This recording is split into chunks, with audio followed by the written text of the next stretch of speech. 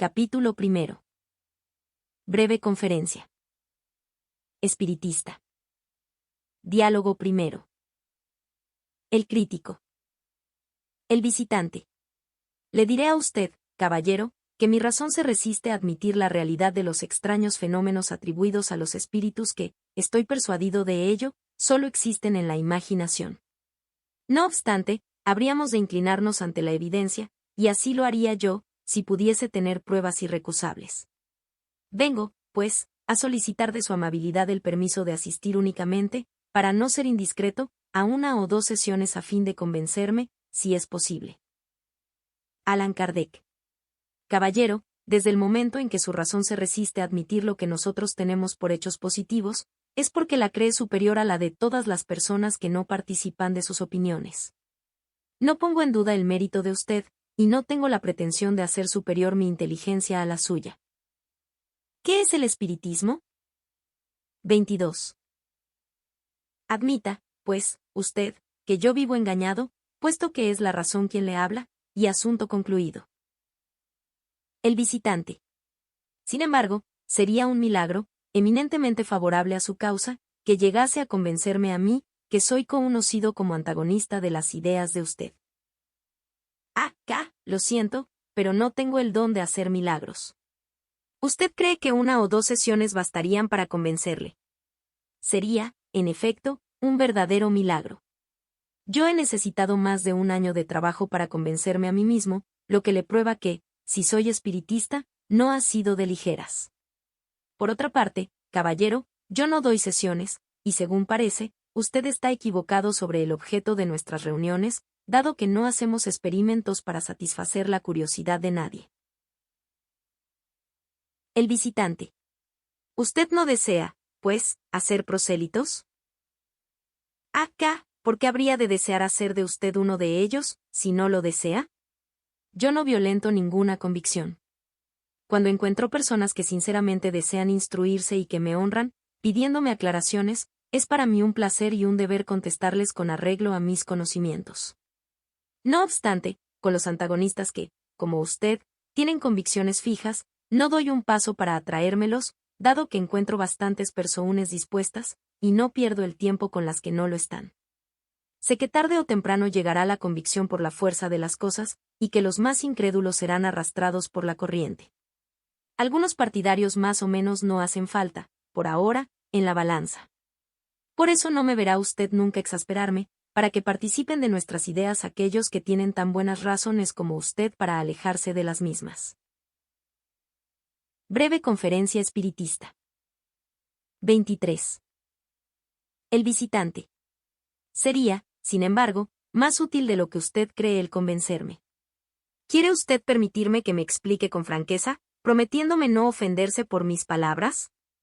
Expondré mis ideas sobre la cosa y no sobre la persona a quien me dirijo. Puedo respetar a esta, sin participar de su opinión.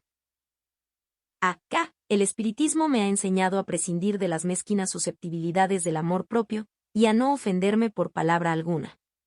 Si las de usted salvan los límites de la urbanidad y de la conveniencia, deduciré de aquellas que es usted un hombre mal educado, y nada más. Por lo que a mí respecta, prefiero abandonar a los otros los errores, que participar de ellos. Por esto únicamente comprenderá usted, que el espiritismo sirve de algo. Lo repito, caballero, no tengo ningún empeño en que usted sea de mi opinión. Respeto la de usted, si es sincera, como deseo que se respete la mía.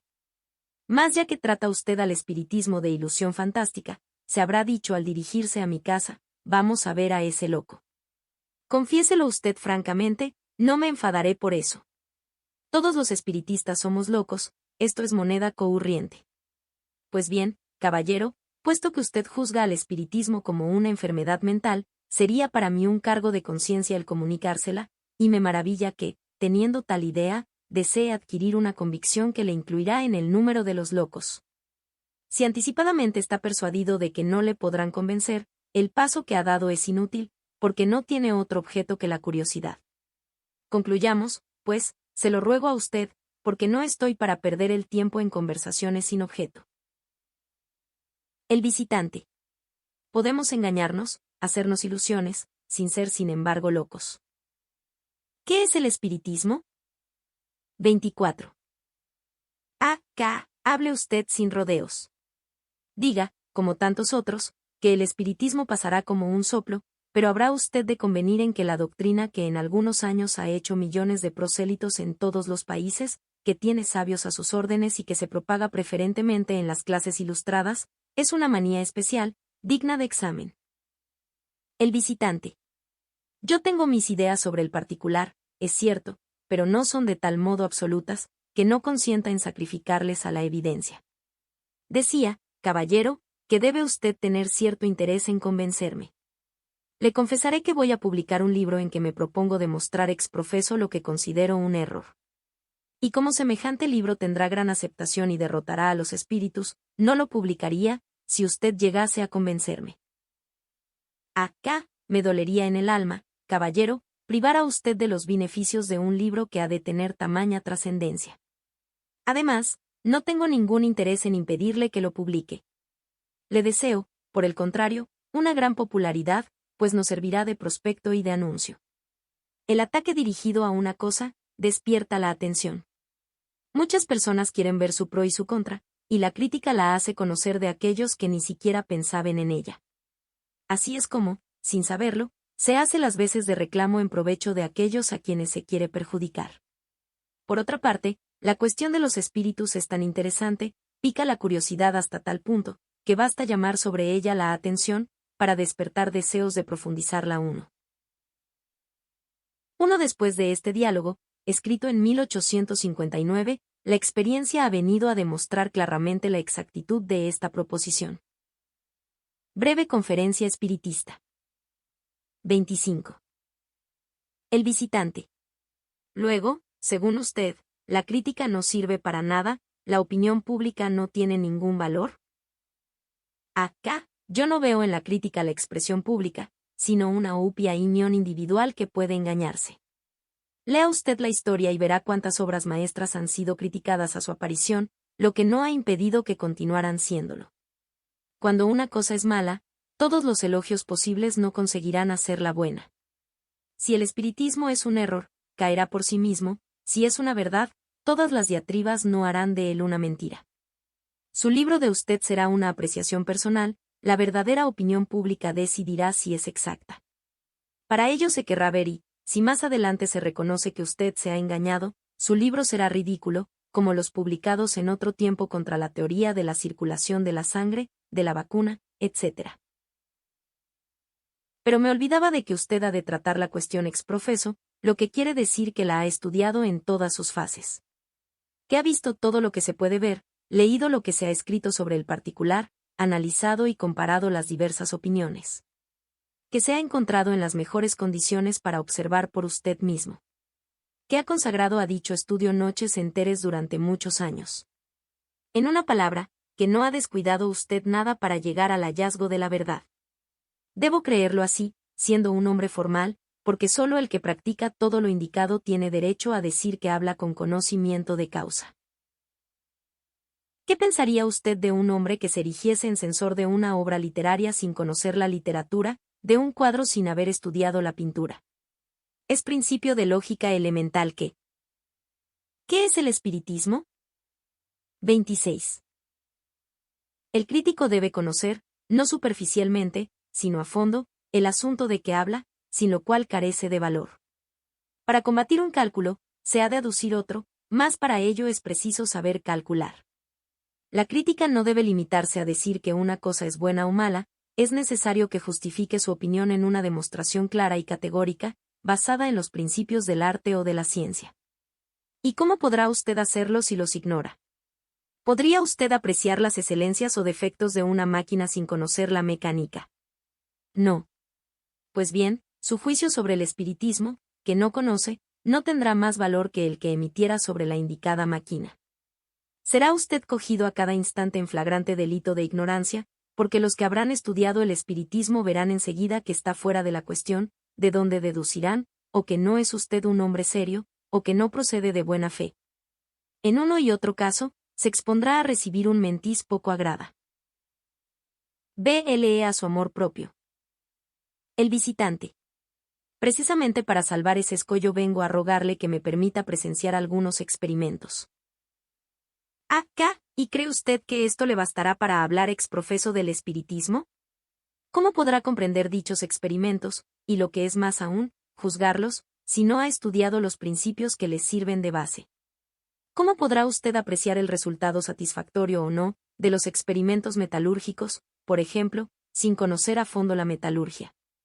Permítame decirle a usted, caballero, que su proyecto es absolutamente semejante al del que, no sabiendo matemáticas ni astronomía, dijese a uno de los miembros del observatorio: caballero, pienso escribir un libro sobre astronomía, y probar además que su sistema es falso, pero, como que no sé nada de eso, permítame usted mirar 2 o 3. Breve conferencia espiritista. 27. Veces con los anteojos. Esto me bastará para saber tanto como usted. Por extensión únicamente, la palabra criticar es sinónimo de censurar. En su justa acepción, y según su etimología, significa juzgar, apreciar. La crítica, pues, puede ser aprobatoria o reprobatoria. Criticar un libro no equivale precisamente a condenarlo. El que se encargue de esta tarea debe desempeñarla sin ideas preconcebidas, pero si antes de abrir el libro lo ha condenado ya anteriormente, su examen no puede ser imparcial. En semejante caso se encuentran la mayor parte de los que han hablado del espiritismo. Por la palabra se han formado una opinión y han hecho lo que el juez que sentenciara sin tomarse el trabajo de examinar los autos. De aquí ha resultado que su juicio ha sido falso, y que en vez de persuadir han hecho reír. Respecto de los que han estudiado seriamente la cuestión, la mayoría han cambiado de parecer, y más de un adversario se ha trocado en partidario, viendo que se trataba de una cosa muy distinta de lo que había creído. El visitante. Usted hablará del examen de los libros en general, pero ¿cree usted sea materialmente posible a un periodista leer y estudiar todos los libros que le vienen a mano, sobre todo cuando se trata de teorías nuevas, que le sería preciso profundizar y comprobar? Tanto valiera exigir de un impresor que leyese todas las obras que salen de sus prensas. A tan juicioso razonamiento solo tengo que responder que, cuando se carece de tiempo para hacer concienzudamente una cosa, no se debe entrometer nadie en ella, y que vale más hacer una y bien, que 10 y mal. ¿Qué es el espiritismo? 28. El visitante. No crea usted, caballero, que he formado miopía y mión a la ligera. He visto mesas que giraban y golpeaban, y personas que se imaginaban escribir bajo la influencia de los espíritus, pero estoy convencido de que todo era charlatanismo. ¿Cuánto pagó usted por ver todo eso? El visitante. Nada, ciertamente. Pues vea usted unos charlatanes de singular especie, y que conseguirán cambiar el significado de la palabra. Hasta ahora no se habían conocido charlatanes desinteresados. De que un bromista haya querido divertirse una vez, ¿ha de seguirse que las otras personas sean embaucadoras? Por otra parte, ¿con qué objeto se habrían hecho cómplices de una mistificación? Para divertir a la sociedad, contestará usted. Convengo en que una vez se preste a alguien a una broma, pero cuando ésta dura meses y años, creo que el mistificado es el mistificador. Es probable que, por el mero placer de hacer creer una cosa, que se juzga falsa, se aburra a alguien horas enteras junto a una mesa. Semejante placer no es digno de tanto trabajo. Antes de calificar de fraudulento un acto, es preciso preguntarse qué interés hay en engañar, y usted convendrá en que existen posiciones que excluyen toda sospecha de superchería, y personas cuyo carácter es una garantía de probidad. Otra cosa sería, si se tratase de una especulación, porque el afán de lucro es mal consejero. Pero aun admitiendo que, en este último caso se hiciera constar positivamente una maniobra fraudulenta, no se probaría nada contra la realidad del principio, dado que de todo puede abusarse.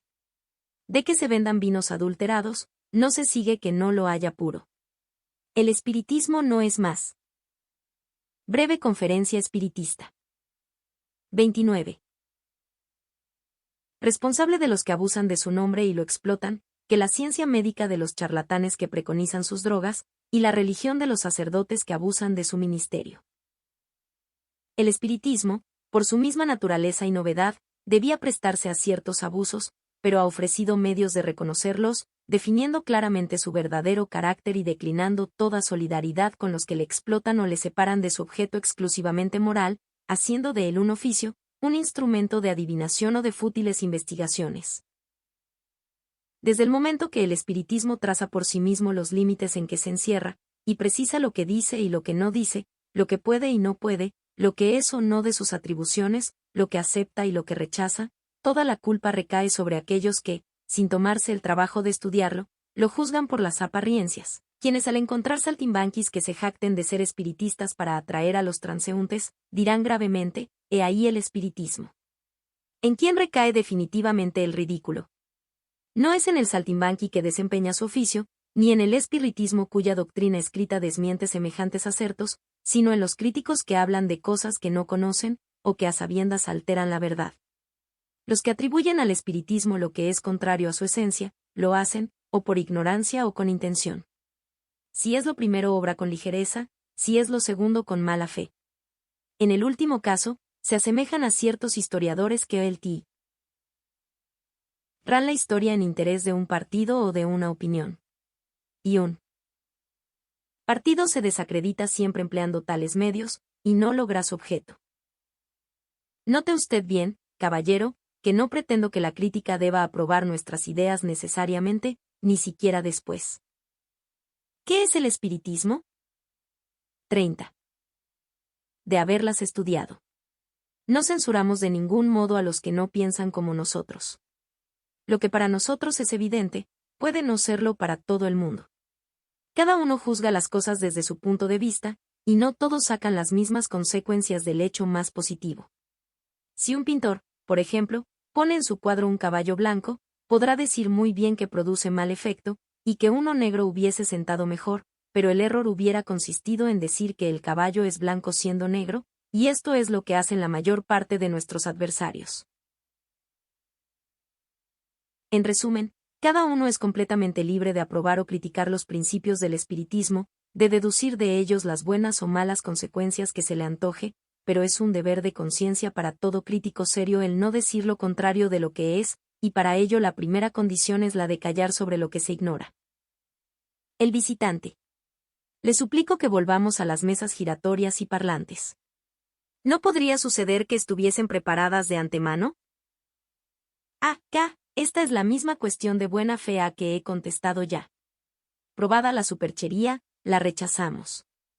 Y si usted me señala hechos verídicamente calificados de fraude, de charlatanismo, de explotación o de abuso de confianza, los entrego a sus reprimendas, declarándole anticipadamente que no saldré en defensa de los mismos, porque el espiritismo serio es el primero en repudiarlos, y porque señalando los abusos, se le ayudará a prevenirlos si se le presta un servicio.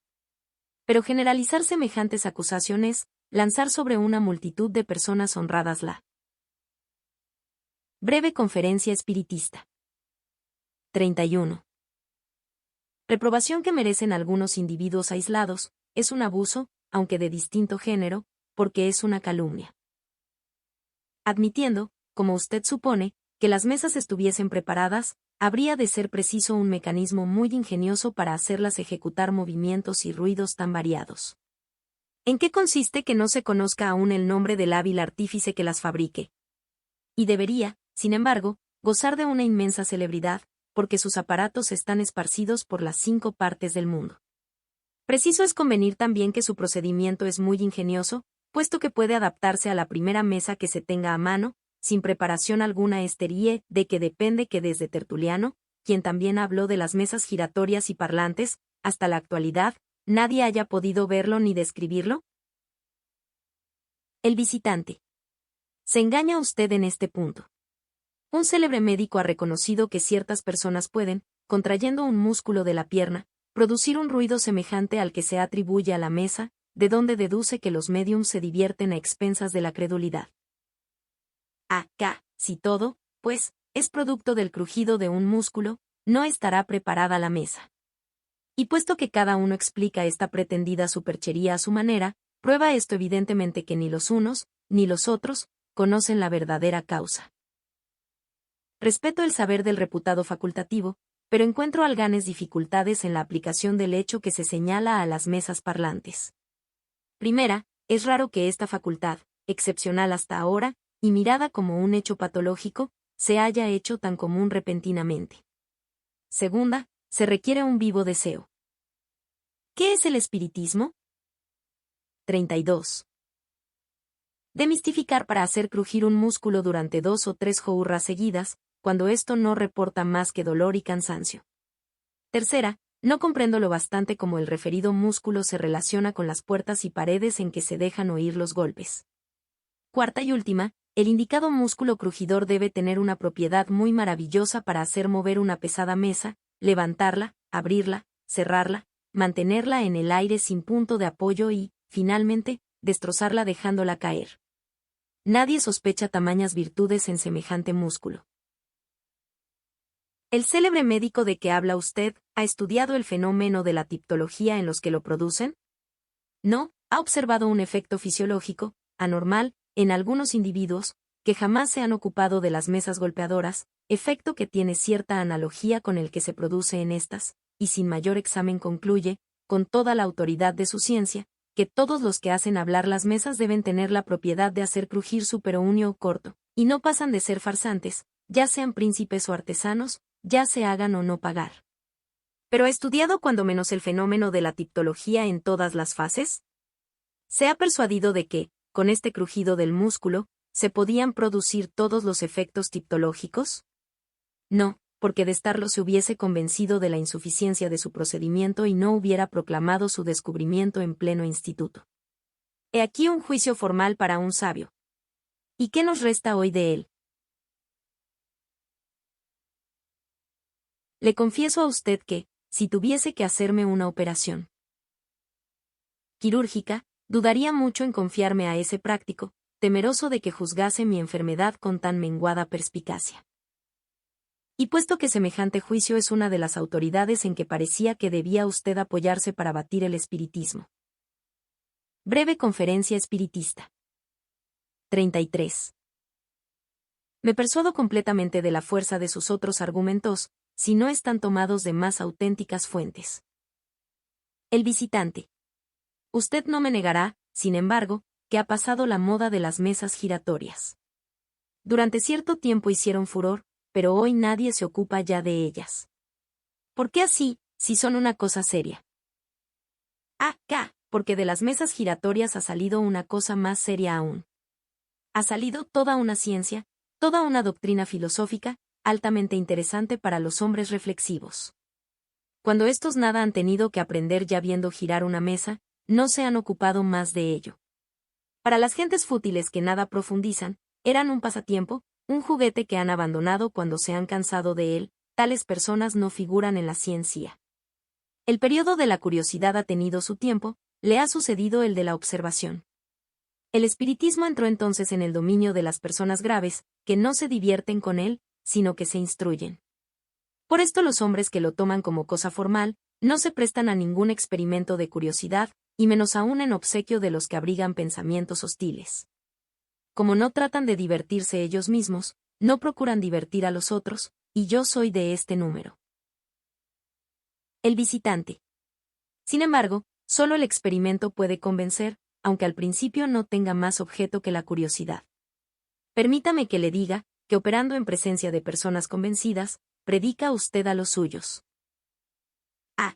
Es muy diferente estar convencido, de estar dispuesto a convencerse.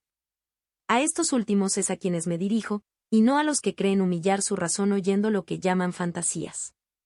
De estos. ¿Qué es el espiritismo? 34. Tales no me ocupo ni mucho menos. Respecto de los que dicen que abrigan el deseo sincero de ilustrarse, el mejor modo de probarlo es demostrar perseverancia, y se les reconoce, en que quieren trabajar seriamente y no por el antojo de presenciar 1 o 2 experimentos. La convicción se forma con el tiempo, por una serie de observaciones hechas con sumo cuidado. Los fenómenos espiritistas difieren esencialmente de los que ofrecen las ciencias exactas, no se producen por nuestra voluntad, es preciso cogerlos al vuelo.